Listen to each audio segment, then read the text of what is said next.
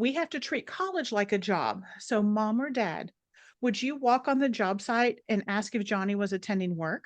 Or It would you walk happens. on the job site? And I know it does, but would you walk on the job site and ask about the bills that they have or what they need to pay or what's going on there?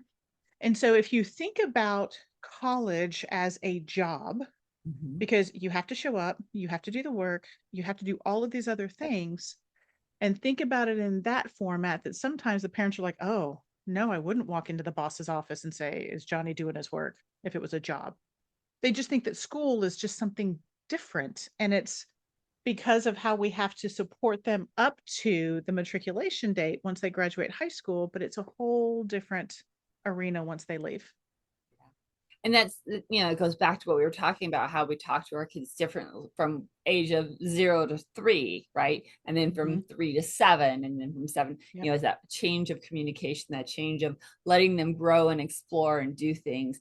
But I love best what you say about college actually being like a job instead of Mhm. school, because Mhm. it's a totally different ball game whenever we're My getting our my kids to brain do went to that. it's a job, but I'm paying them. But But I mean, in K-12, students are required to go to school until a certain date. It's Yeah. law that you have to be in school until a certain age, right? Or get your parents' permission to leave sooner.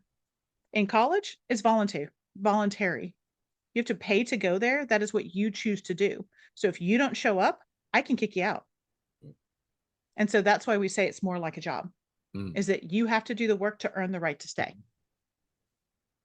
I Yeah. like that. I like. Well, my husband was dean of career and technical education. And career and technical, their goal is to prepare you for a job.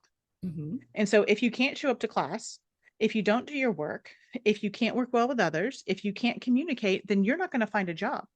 And so when they would come in his office for the same things, maybe absence, they were absent all the time, they didn't complete their work, they were failing something, and they would beg him, just put me in class. He's like, no, you were just fired. You missed enough classes that you're just fired. So unless you can prove to us that you can show up and be that individual and really focus on the work at hand, then you're not going to succeed at this job. Nobody is going to hire you. And so that's really what it is. This is the transition from school to being a contributing member of society, positively contributing member of society.